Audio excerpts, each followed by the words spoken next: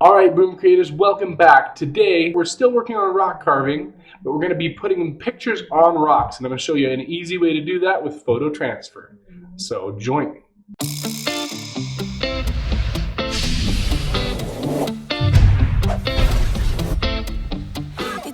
Photo transfer is really easy. There's no reason why anyone can't just pick it up and do it. And it works on a number of different surfaces as long as they're kind of hard. I've seen people do it to cloth. Do a little bit more research before you do that, but wood and rock and that kind of stuff are really fairly easy to do a photo transfer on.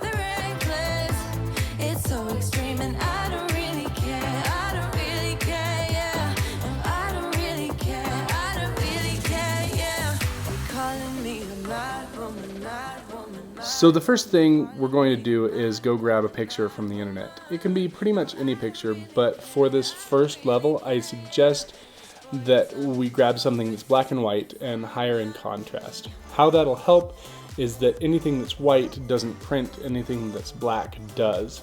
So when you get the paper off the back of it, there'll be a very clear picture on the rock. So with this, what happened was I got it on there, but I forgot to take video of me actually putting on. So I wanted to show you that I did a smaller one first, and this is what it looked like. I'm putting a little bit of Mod Podge over the top to protect the ink, but later when I reference this smaller rock, you'll know what I'm talking about.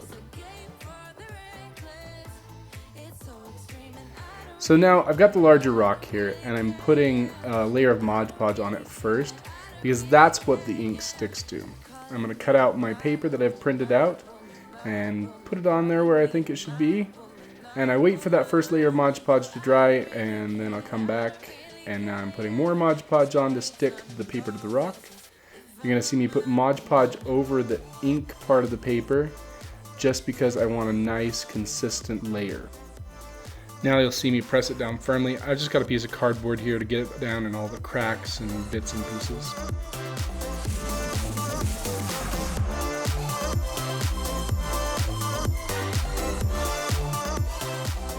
Okay, now that's done, and I'm going to let this dry for at least a couple hours. It's better if you let it dry overnight, but in this case I'm just letting it dry for a couple hours and I'll come back to it.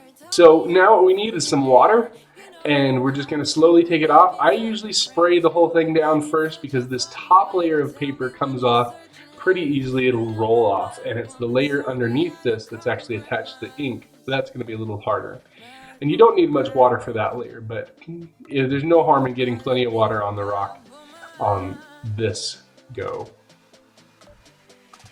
You'll see me just kind of gently rolling the paper around and rolling it off. It's not going to cause me too much trouble if I get a little of the ink off, but I prefer not to because those are my guidelines for my carving.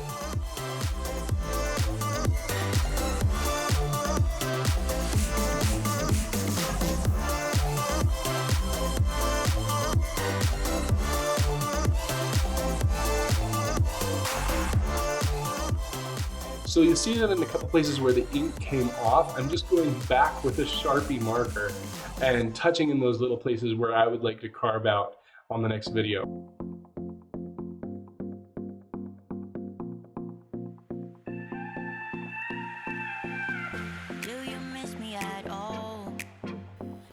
Alright, so we're done, and that's how it looks now. It's all ready for carving, and we'll do that on the next video. So let's talk a little bit about the project. How did it go? Overall, I'm really pleased with photo transfer. It works really well. On the larger rock, there were a couple spots where it came off that I didn't want it to. But otherwise, I think it went pretty well. Some of the things I did wrong that I could have done better.